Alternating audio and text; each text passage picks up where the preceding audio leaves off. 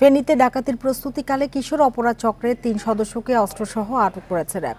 শহরের circuit house এলাকা থেকে তাদের আটক করা হয়। র্যাব জানায়, গোপন খবরে গত রাতে ওই এলাকায় অভিযান চালানো হয়। এ সময় সেখান থেকে কিশোর অপরাধ চক্র পিকে গ্রুপের প্রধান সোহেল ও তার 2 সহযোগীকে আটক করা হয়।